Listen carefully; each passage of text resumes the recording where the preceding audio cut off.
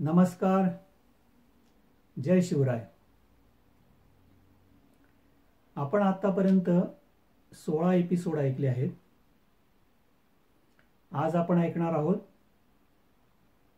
प्रकरण 17वे, operation Uranus. पण हे प्रकरण ऐकण्या अगोदर मी तुम्हाला काही वाचकांच्या प्रतिक्रिया वाचून दाखवतो, ज्या पुढील प्रमाणे.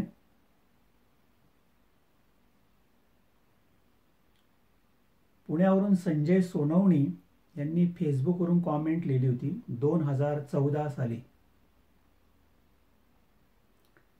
ते लिहितात, Sarang माडगुळकर's thesis on Purandar Treaty is the most logical and the best one.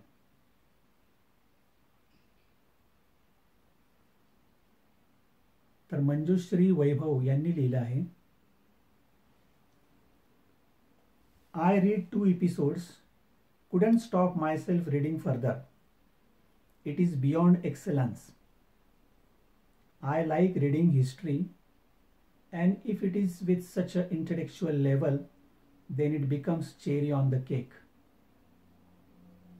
एक अतिशय उत्कृष्ट असा वैचारिक प्रबंध आहे हा, असं त्यांनी फेसबुकवर एप्रिल 2020 मध्ये लिहिलं होतं.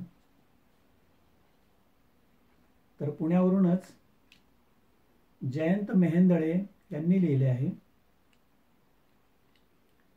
Dear Sarang, it appears to me that the actual history is changed and needs to be challenged. Nice analysis. Your book appears very logical and with right references at proper places. You have adopted a unique writing style to rouse enthusiasm. Really a Madgulkar touch in writing. Your logical explanation is very much appreciated.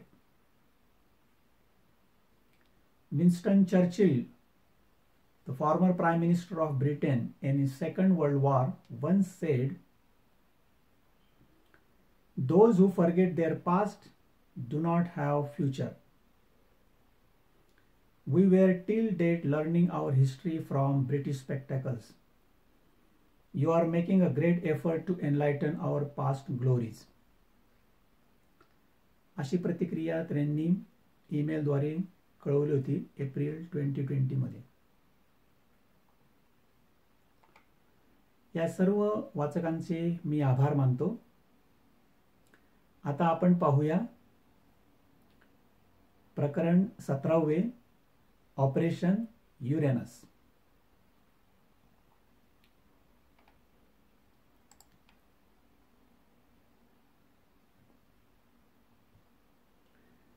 Soldiers generally wins battles. Generals get credit for them. हे Napoleon बोनापार्टचं प्रसिद्ध वाक्य आहे, जे तुम्ही पूर्वी ऐकलं असेल.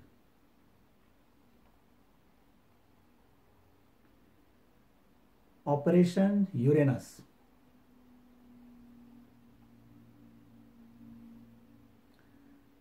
दुसऱ्या महायुद्धात जर्मनीने रशियावर आक्रमण केले.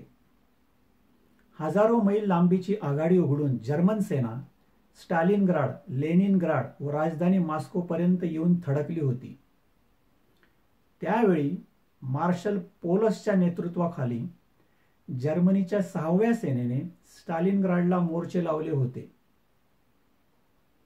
या 6व्या सेनेला कोंडीत पकडण्यासाठी मार्शल झुकोवच्या नेतृत्वाखाली लाल सेनेने रशियाच्या अत्यंत कडक हिवाळ्यात, म्हणजे नोव्हेंबर-डिसेंबर 1942 व जानेवारी 1943 मध्ये ऑपरेशन युरेनस अत्यंत प्रभावीपणे व यशस्वीरित्या अंमलात आणले.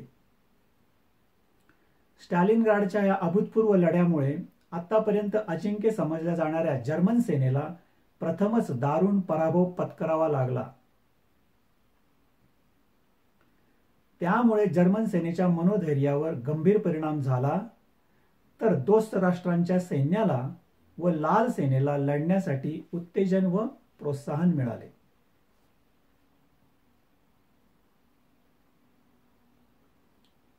Flank attack.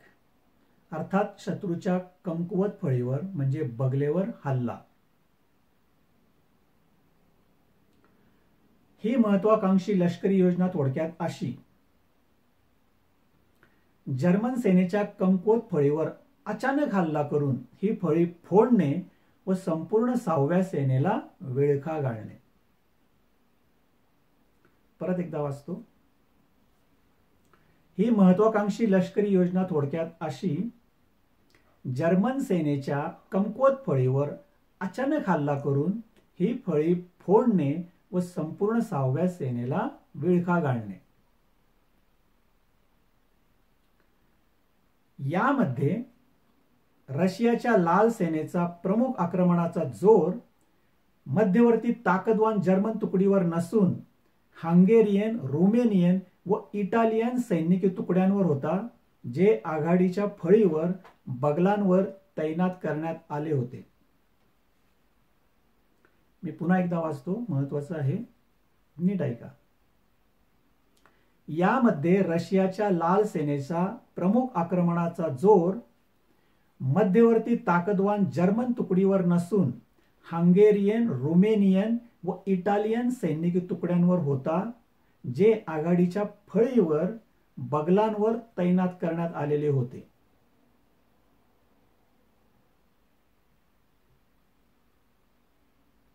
The camouflage, military dissipation अर्थात शत्रूला चकवणे.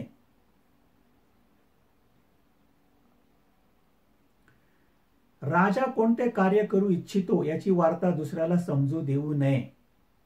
ज्यांच्याकडून काम करून घ्यायचे त्यांना देखील आरंभ केल्यावर किंबहुना काम केल्यावरच, काम संपल्यावरच ते समजावे.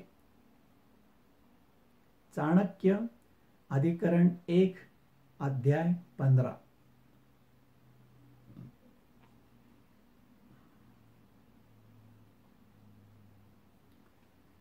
एखादी मोहीम यशस्वी करायची असेल तर त्या मोहिमेची गोपनीयता पाळणे व चाणक्य नीतीप्रमाणे एका दिशेने हल्ला करणार असे भासवून दुसरीकडेच हल्ला करणे आवश्यक असते.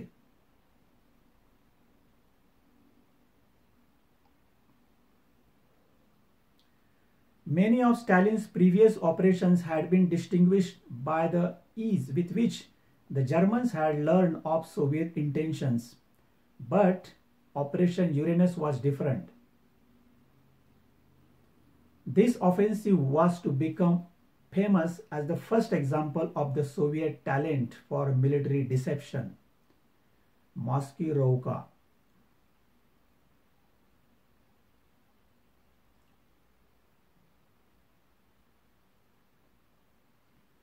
रशियन नेता स्टॅलिनच्या पूर्वीच्या लष्करी योजना जर्मनांनी सहजतेने ओळखून रशियाचे या योजनातील डावपेच काय होते हे हुडकून काढले होते. पण ऑपरेशन युरेनस ही मोहीम अफलातून होती. शत्रूला चकवून छुपे आक्रमण करणारी ही लष्करी योजना रशियाच्या उत्तम रणनीतीचे व युद्ध कौशल्याचे उत्तम उदाहरण आहे.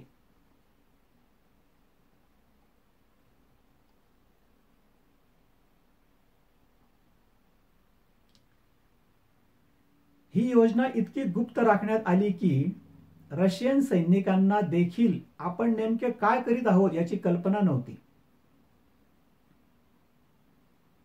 एका सैनिकाने सांगितले की याबद्दल आम्हालाही वरिष्ठांकडून भलतीच माहिती सांगितल्या गेली. उदाहरणार्थ, ऑक्टोबरमध्ये हिवाळ्यासाठी मॉस्कोला पाठवण्यासाठी लाकूड फाटा गोळा करून ठेवण्याची आम्हाला आज्ञा मिळाली. त्याप्रमाणे त्या सैन्याच्या तुकडीने सर्व लाकूड जवळच्या रेल्वे स्टेशनवर नेले. त्यावेळेस त्यांना आढळले की मुळात हे लाकूड मॉस्कोला जाणारच नव्हते, तर रेल्वेवर रणगाडे वाहून नेताना त्यांना झाकून लपवून घेऊन जाण्यासाठी त्यांचा उपयोग करावयाचा होता.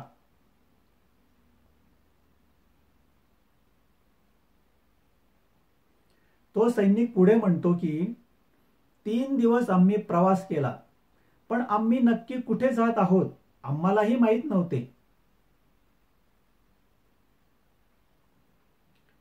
त्यानंतर आम्ही सर्व सामान रात्री एका स्टेशनवर उतरविले व रात्रीत 55 किलोमीटर मोटारीने प्रवास केला. हा प्रवास अगदी अंधारात केला गेला. गाडीचे हेडलाईटही बंद ठेवण्यात आले होते.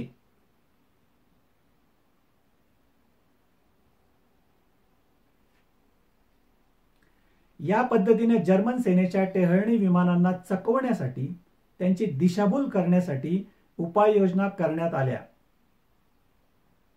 त्यासाठी काही रशियन सैन्याच्या तुकड्यांना खंदक खोदण्याचे काम सांगण्यात आले.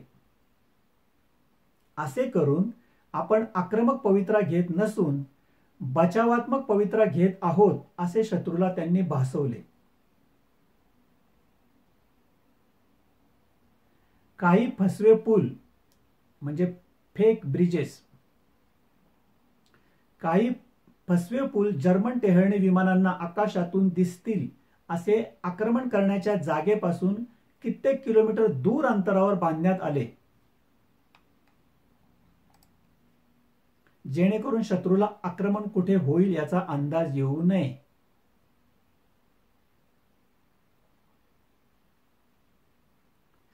पण जेथे खरोखर पूल बांधण्याची आवश्यकता आहे असे पूल लपवले जात.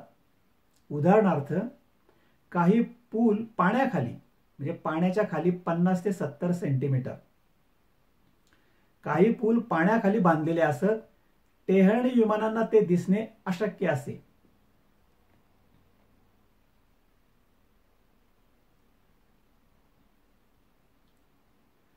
पुढे ऑपरेशन मध्ये लढताना सैन्याचे मनोधैर्य वाढवण्यासाठी अंगावर येणाऱ्या रणगाड्याला घाबरू नये म्हणजे टँक फोबिया, या अंगावर येणाऱ्या रणगाड्याला घाबरू नये म्हणून वेगळे प्रशिक्षण देण्यात आले. हे प्रशिक्षण देण्यासाठी सैन्याला खंदकात बसवले जाई व त्यांच्यावरून रणगाडे नेले जात. जेव्हा हे अजस्र रणगाडे अंगावर येत तेव्हा आमच्या छातीत धडकी भरत असे, असे त्यातील एका सैनिकाने सांगितले.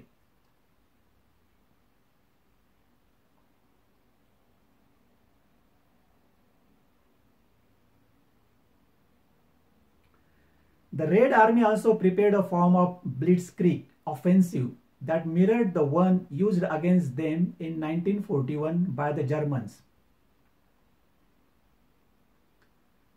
Previously, tank units were used mainly as support for infantry. However, this new idea was quite different. At some narrow stretch of the front, the defense would be broken, and then through this narrow gap, 2 tank corps would be introduced.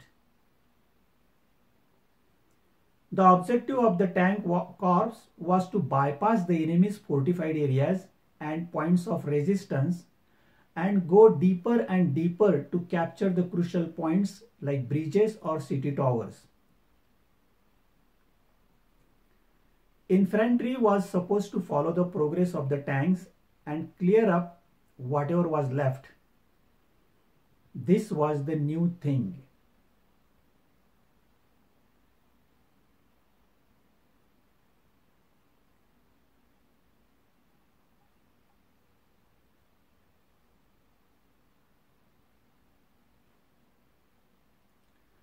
लाल सेनेने देखील ब्लिट्झक्रीग तंत्र विकसित केले, जसे ते त्यांच्या विरोधात पूर्वी 1941 मध्ये वापरले गेले होते. पूर्वी रणगाड्यांचा उपयोग पायदळाला सहाय्य म्हणून केला जात होता, पण ब्लिट्झक्रीग तंत्र वेगळे होते.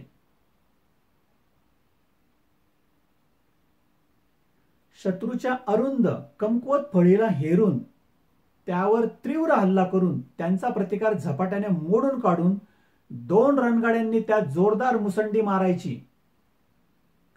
यातील महत्वाचा हेतू असा की शत्रूच्या भक्कम फळीला जिथे प्रतिकार होईल तो भाग टाळून शत्रू आघाडीत पाडलेल्या भगदाडातून आत आत शिरणे व मोक्याच्या जागा जसे महत्वाचे पूल, उंचावरील ठिकाणे ताब्यात घेणे व रणगाड्यांबरोबर मागून पायदळाने कूच करणे अशी ही नवीन रणनीती होती.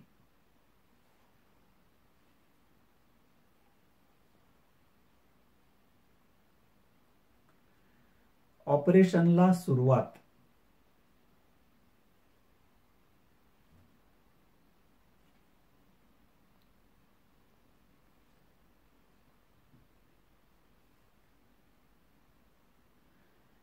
नोव्हेंबरच्या सकाळी 6 वाजता जेव्हा ऑपरेशन सुरू होणार होते तेव्हा त्यातील सैनिकी तुकड्यांनी ब्रिगेडच्या बॅनर पुढे वंदन केले व त्यांना त्यांचा नेता स्टॅलिनचे भाषण ऐकवण्यात आले.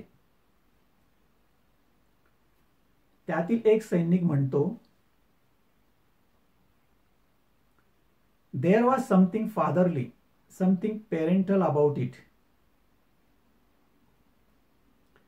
प्रत्येकाच्या काळजाला भिडणारे स्टॅलिनचे ते भाषण थोडक्यात असे,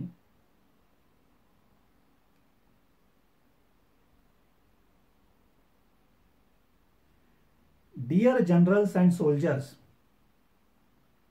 I address you, my brothers. Today you start an offensive and your actions decide the fate of the country, whether it remains an independent country or perishes.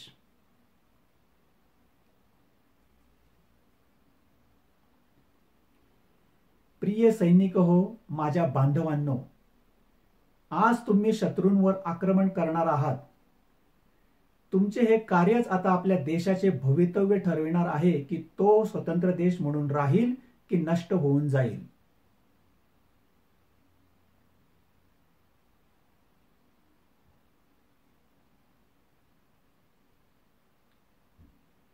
हे भाषण ऐकल्यावर तो सैनिक पुढे म्हणतो, and those words really reached my heart. I was close to tears when the meeting was over. I felt a real upsurge, a spiritual upsurge.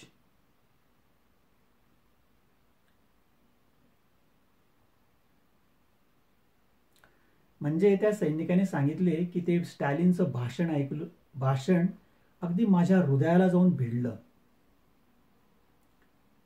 माझ्या डोळ्यात अश्रू उभे राहिले आणि मला लढण्याची उभारी मिळाली.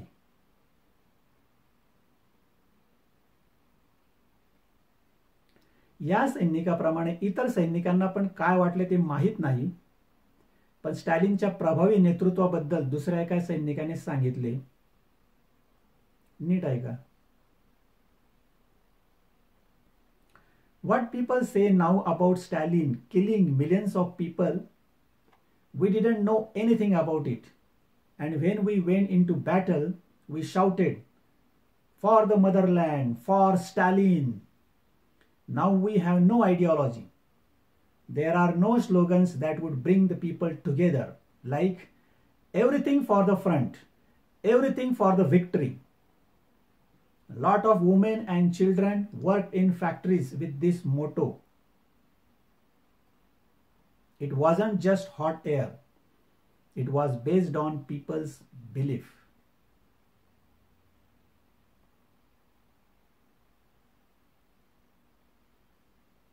अशा प्रकारचं स्टेटमेंट स्टॅलिन बद्दल त्या सैनिकांनी केलेलं आहे.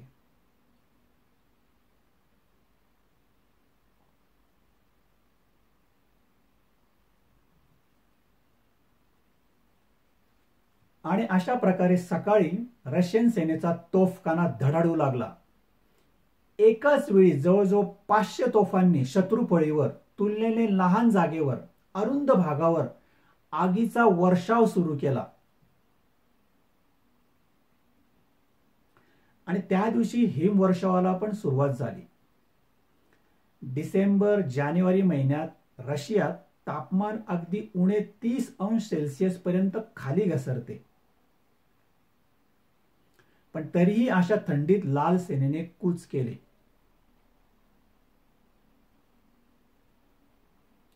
रशियन सेनेचे रणगाडे ट्रक गोळा उडवीत गोळ्यांचा वर्षाव करीत बर्फातून निघाले व त्यामागे रशियन सैन्य देखील.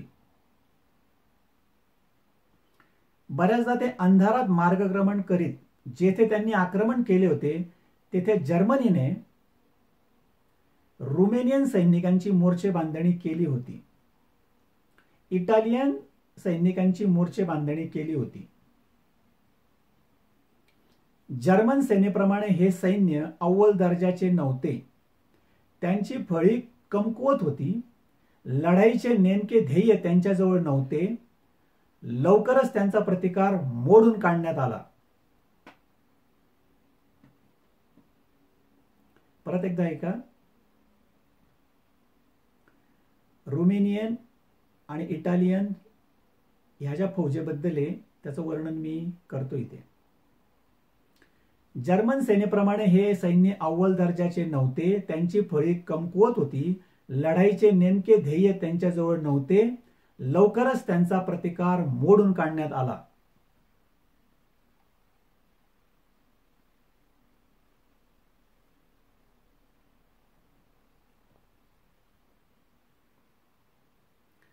शत्रूच्या आघाडीवर ऑपरेशन युरेनसने केलेला हा प्राणघातक आघात मार्शल पोलसच्या मुख्य ताकदवान जर्मन सेनेवर नसून स्टॅलिनग्राड पासून 150 किलोमीटर अंतरावर असलेल्या रुमेनियन, हंगेरियन, इटालियन या कमकुवत फळीवर होता.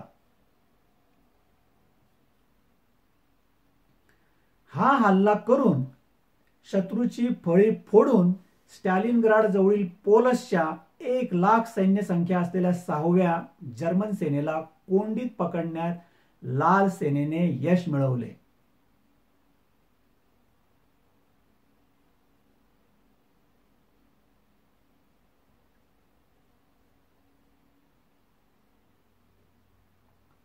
Thus, the Red Army had beaten the Germans and their Axis allies not because of superior numbers but because of superior thinking. पुन्हा एकदा वाचतो, नीट ऐका. Thus, the Red Army had beaten the Germans and their Axis allies not because of superior numbers but because of their superior thinking.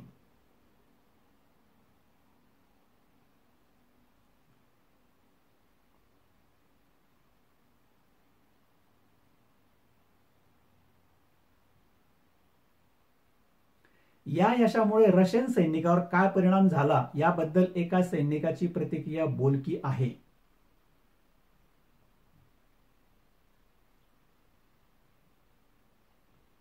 तो सैनिक म्हणतो, we failed inspiration, we failed the confidence that we were capable of beating the enemy successfully and this operation remained the most memorable, the brightest event.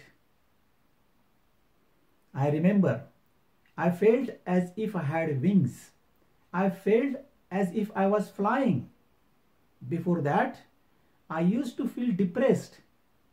But now, it was as if I opened my wings and I was capable of flying in the sky.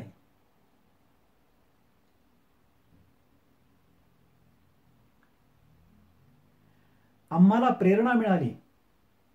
आपण शत्रूला धूळ चालू शकतो हा आत्मविश्वास वाटू लागला. स्टॅलिनग्राडचा हा लढा अविस्मरणीय राहील.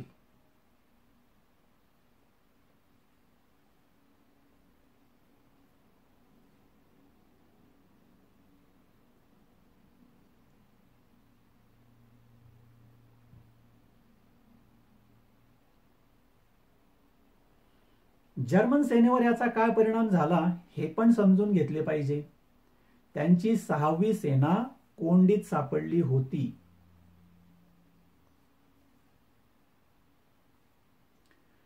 Even though they knew they were encircled, many soldiers of the 6th Army refused to accept that they were in danger. The Red Army, they believed, was composed of inferior people, poorly armed and worse trained. म्हणजे आपण घेरल्या गेलो आहोत हे लक्षात येऊनही German सेनेला आपण संकटात अडकलो आहोत असे वाटले नाही. ते असे समजत होते की लाल सेनेतील माणसे फालतू कचरा आहेत. त्यांची शस्त्रास्त्रे खराब असून ते चांगले प्रशिक्षित पण नाहीत.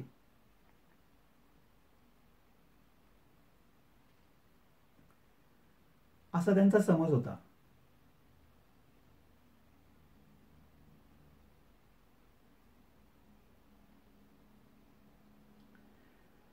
या बाबतीत हिटलरने जर्मन लोकांच्या अहंकाराला कसे खतपाणी घातले होते याविषयी 10 Days to Self Esteem या पुस्तकाचे लेखक मानसशास्त्रज्ञ डॉक्टर डेव्हिड बर्न्स यांनी म्हटले आहे. नीट ऐका.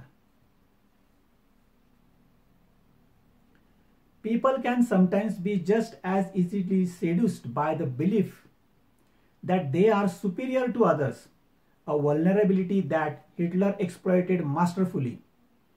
He convinced the German people that they were a master race.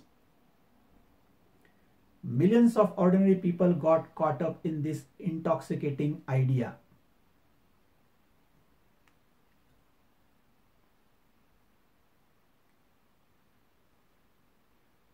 पुन्हा एकदा वाचतो. People can sometimes be just as easily seduced by the belief that they are superior to others, a vulnerability that Hitler exploited masterfully. He convinced the German people that they were a master race. Millions of ordinary people got caught up in this intoxicating idea.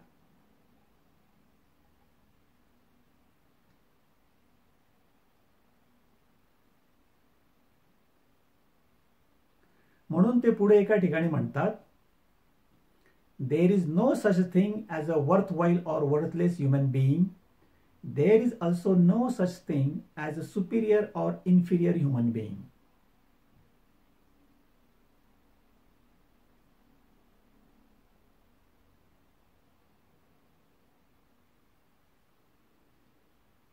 बऱ्याचदा लोकांना प्रभावी प्रचार तंत्राचा वापर करून जणू संमोहित करता येते की ते इतरांपेक्षा सर्वश्रेष्ठ आहेत.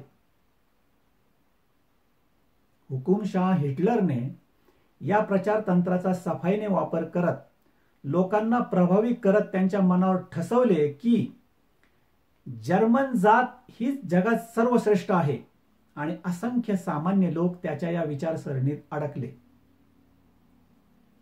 तेच गोबेल्स प्रचार तंत्र. म्हणून हे मानसशास्त्रज्ञ पुढे एके ठिकाणी लिहितात, खरे म्हणजे उपयोगी मनुष्य आणि टाकाऊ मनुष्य असे काही नसते. तसेच मूलतः अमुक मनुष्य उच्च आणि दुसरा एखादा कनिष्ठ असे काहीही नसते.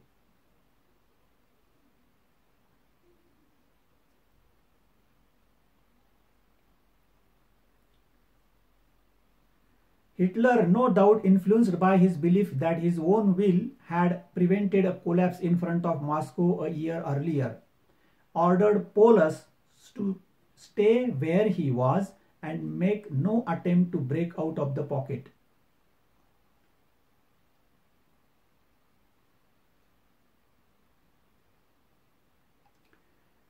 म्हणजे दृढनिश्चयी हिटलरने सैन्याला माघार न घेण्यास सांगितले. मार्शल गोरिंगने विमानाने रसद पुरवण्याचा प्रयत्न केला पण तो अपयशी ठरला. दुसरा एक सेनाधिकारी मार्शल मनस्टेनने लाल सेनेचा हा वेढा बाहेरून फोडण्याचा प्रयत्न केला पण त्यात त्याला यश आले नाही. परिस्थिती दिवसेंदिवस बिकट होत गेली. या दुर्धर कठीण परिस्थितीबद्दल एक जर्मन सैनिक सांगतो. नीट ऐका.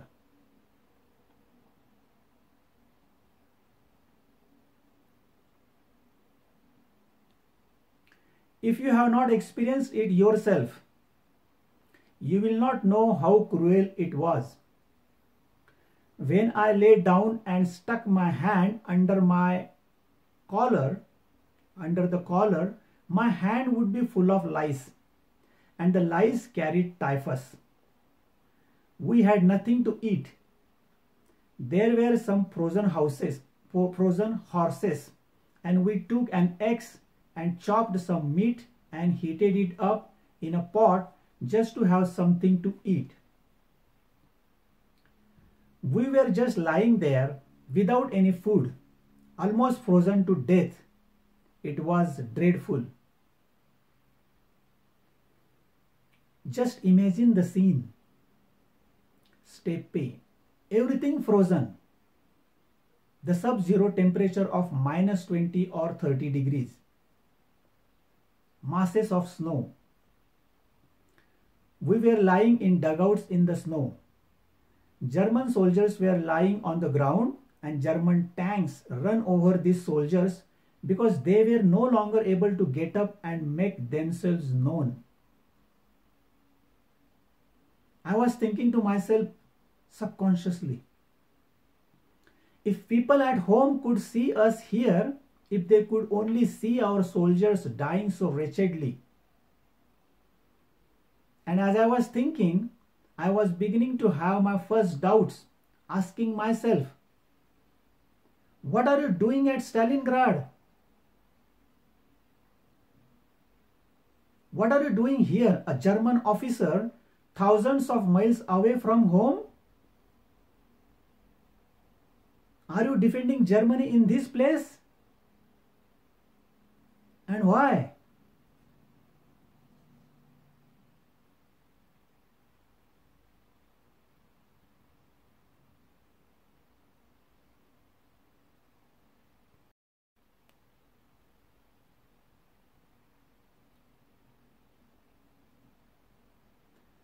जर्मन सैनिकाची ही प्रतिक्रिया. नीट ऐका. तुम्ही जर हे स्वतः अनुभवले नसेल तर तुम्हाला त्या क्रूर परिस्थितीची कल्पना येऊ शकत नाही.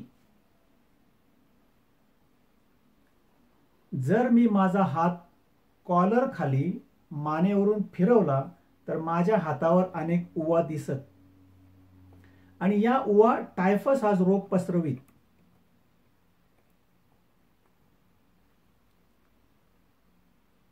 आम्ही उपाशी होतो. खायला काहीच नव्हते. नाही म्हणाला काही गोठलेले घोडे पडलेले होते. त्यांचेच मांस खाऊन कसे तरी भागवले. आम्ही रिकाम्या पोटी पडून होतो. थंडीने कुडकुडत, गारठत, मरणासन्न अवस्थेत, अगदी भयान परिस्थितीत.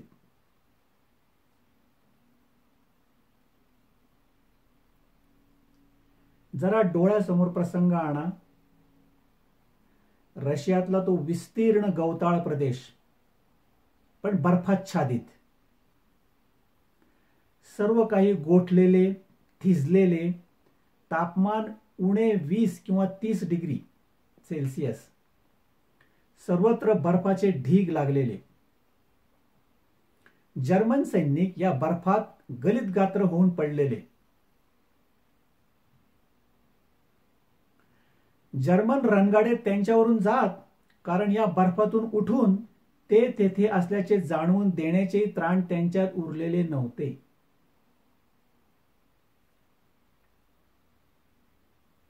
इतक्या त्या वाईट परिस्थितीत जर्मन सेना सापडलेली होती.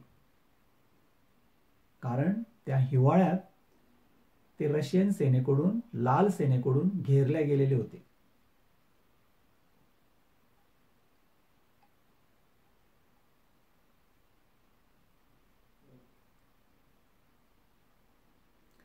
अशा बिकट भयान परिस्थितीत जर्मन सेनेचे मनोधैर्य खचले, इतके की काही सेनाधिकारी आत्महत्येचा विचार करू लागले होते.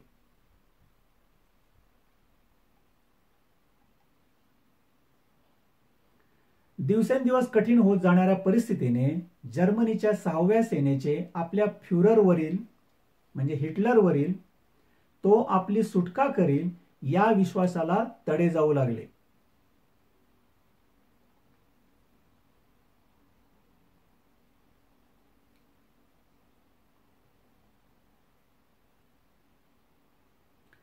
अशा परिस्थितीत अत्यंत कडक हिवाळ्यात जानेवारी महिना संपत आला आणि जर्मन सेनेचा प्रतिकारही. नीट ऐका. अशा परिस्थितीत अत्यंत कडक हिवाळ्यात जानेवारी महिना संपत आला आणि जर्मन सेनेचा प्रतिकारही. अखेर जर्मनीचे जवळजवळ 1 लाख सैन्य पकडले गेले, कारण 2,85,000 सैनिकांपैकी तेवढेच जिवंत राहिले होते.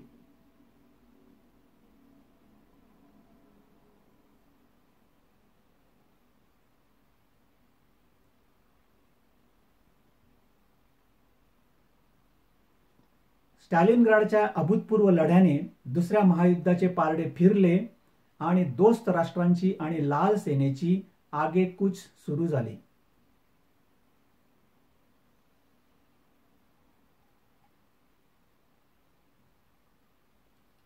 पुन्हा एकदा नीट ऐका, या ऑपरेशन युरेनसमुळे काय झाले. स्टॅलिनग्राडच्या या अभूतपूर्व लढ्याने दुसऱ्या महायुद्धाचे पारडे फिरले आणि दोस्त राष्ट्रांची आणि लाल सेनेची आगेकूच सुरू झाली.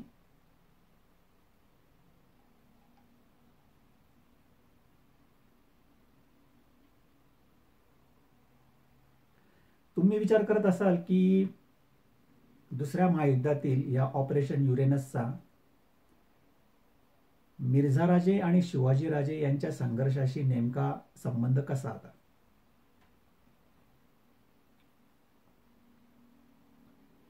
आता आपण पुन्हा मूळ मिर्झाराजे आणि शिवाजीराजे यांच्या संघर्षाकडे वळूया. ऑपरेशन युरेनसचा आपल्याला संदर्भ पुढे येणार आहे, म्हणून मी हे ऑपरेशन युरेनस या पुस्तकामध्ये ऍड केलेलं आहे. हे जे ऑपरेशन युरेनसचा आपण इतिहास ऐकला तो फक्त लक्षात ठेवा, पुढे त्याचा आपल्याला उपयोग होणार आहे.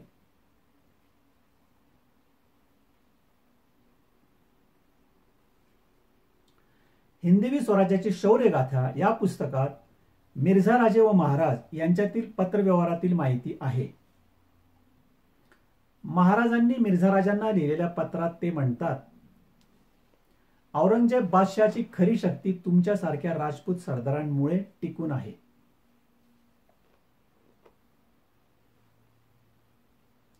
मनुची हा परदेशी पुरंदरच्या युद्धाचा प्रत्यक्ष पाहिलेल्या वृत्तांतात लिहितो. पुरंदरच्या युद्धात मिर्झाराजा जयसिंह हा यशाची वाटचाल अत्यंत सावधगिरीने करीत होता, कारण शाहिस्तेखानासारखी आपली स्थिती होऊ नये याची तो काळजी घेत होता. जयसिंगला भेटायला आलेल्या शिवाजीच्या दूतांना जयसिंगाने सांगितले की शिवाजीराजांनी माझ्यावर पूर्ण विश्वास ठेवावा आणि माझ्या सल्ल्याप्रमाणे वागावे. असे झाल्यास मोगल दरबारात राजाचा योग्य मान सन्मान होईल याची हमी मी घेतो. आणि याप्रमाणे शिवाजीने जयसिंगावर विश्वास ठेवला आणि त्यातूनच त्यांची आग्रा भेट निश्चित करण्यात आली.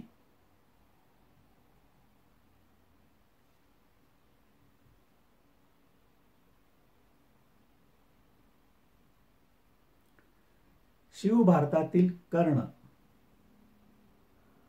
म्हणजे अर्थात Mirzaraje Jaisingh. Not failure but low aim is crime.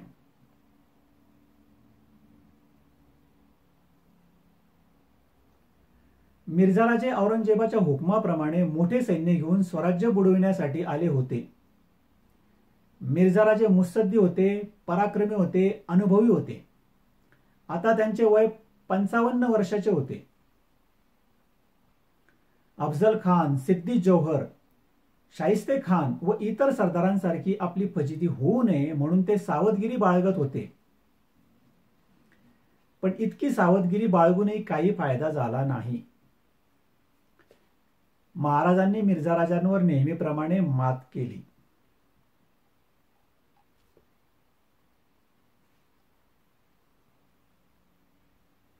केवळ शौर्य, पराक्रम, अनुभव असून भागत नाही.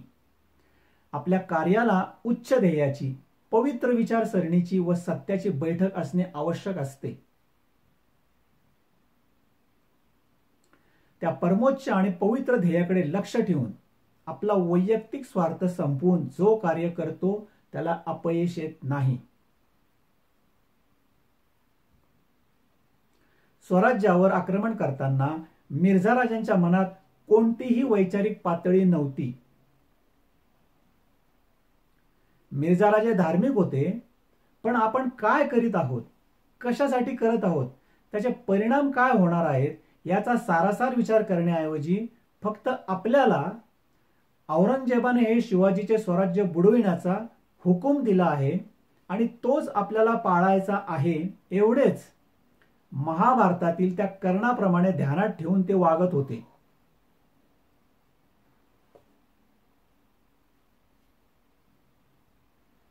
आपण राजपूत म्हणजे क्षत्रिय आहोत आणि शत्रू विरुद्ध, कोण शत्रू, आणि शत्रू विरुद्ध लढणे हे आपले धर्म कर्तव्य आहे, एवढेच ते जाणून होते. यासाठी त्यांनी यज्ञ होम हवन केले होते.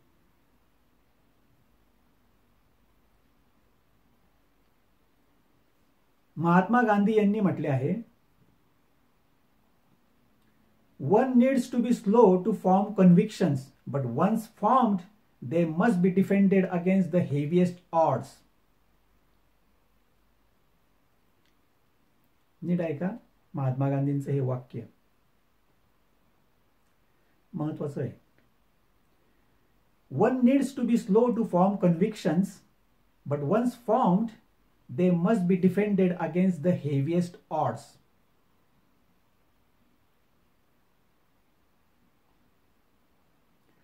शिवाजी महाराजांच्या कार्याला उत्तुंग, पवित्र व सत्य विचारसरणीची बैठक होती. केवळ वाटले म्हणून त्यांनी हाती तलवार घेतली नव्हती. म्हणूनच कितीही मोठे संकटे आली तरी त्यांचा ते यशस्वीरित्या मुकाबला करू शकले.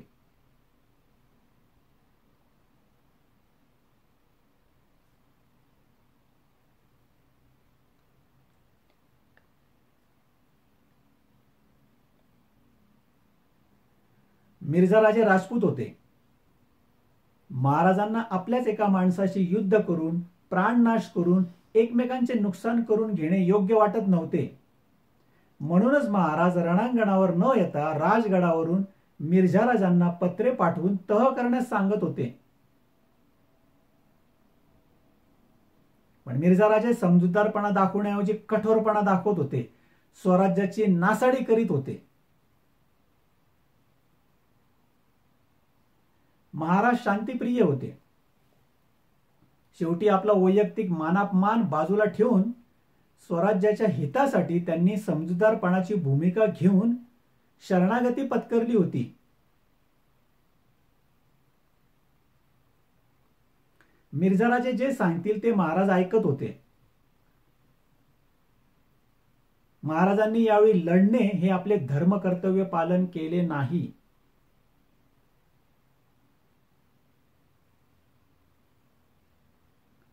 आणि आता पुरंदरच्या तहाप्रमाणे महाराज व नेताजी मिर्झा राजांसोबत आदिलशाहीवर आक्रमण करण्यासाठी निघाले होते. वाटेने जात असताना मिर्झा राजे महाराजांना आग्र्याला बादशहाला भेटण्याचे व त्यामुळे होणाऱ्या फायद्याचे महत्त्व पटवून सांगत होते. महाराज शांतपणे ऐकत होते, समजून घेत होते, पण त्याच वेळेस त्यांच्या मनात वेगळेच विचार चालले होते. महाराजांचे मिर्झा राजांशी कोणतेही वैयक्तिक भांडण नव्हते, असण्याचे काही कारणही नव्हते. भांडण होते औरंगजेबाशी.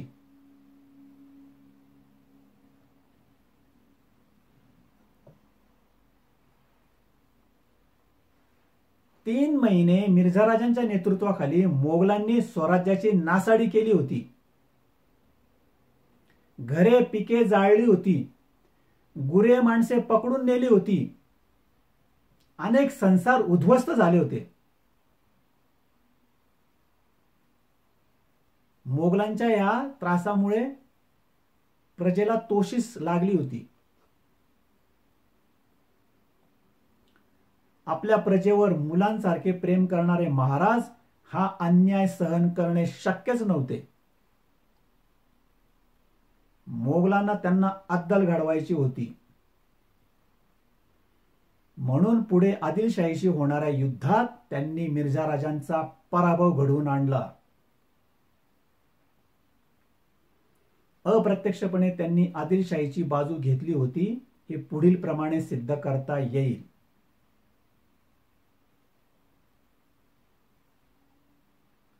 जे आपण पुढील प्रकरणात पाहूया, प्रकरण 18 मध्ये.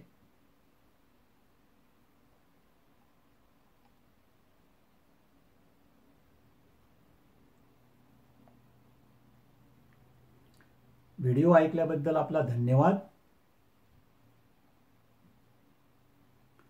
या प्रकरणाच्या शेवटी मी तुम्हाला वाचकांच्या काही निवडक प्रतिक्रिया वाचून दाखवतो, ज्या पुढील प्रमाणे आहेत.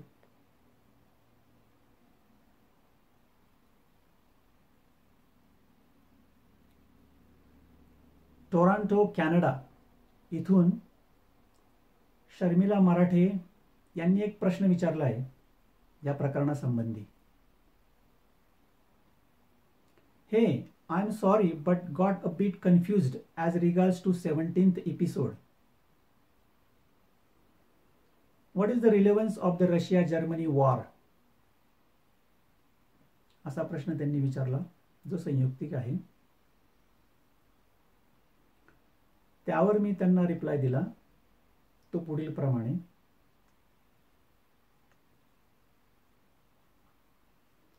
You are right. The relevance will be in next episode. Shivaji Maharaj had kept his defense deliberately weak so that army of Adil Shah of Bijapur could win the battle against the Mughal army. As same thing happened in Operation Uranus, and Russia took advantage because of weak defense of the Italian-Romanian army.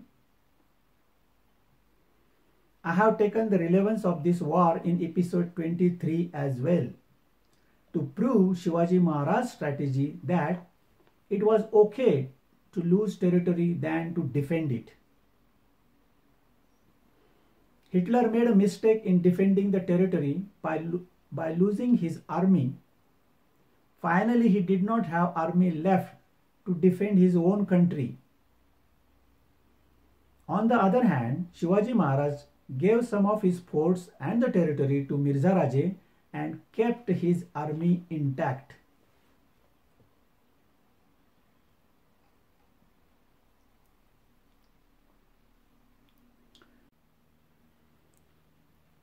S.S. भोंगे लिहितात,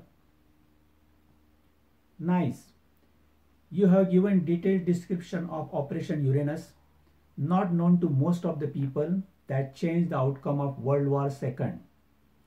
Thanks Sarang for sharing. तर COEP 90 WhatsApp ग्रुपमधून चेतन जगताप यांनी लिहिले आहे, Nice analysis using modern history as a context to explain medieval history strategies. I liked it.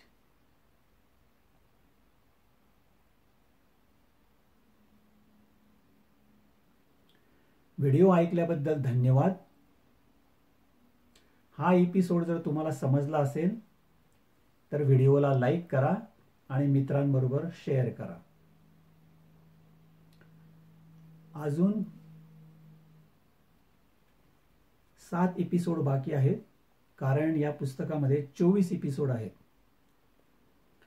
माझे हे पुस्तक ऐकत रहा. धन्यवाद. जय शिवराय.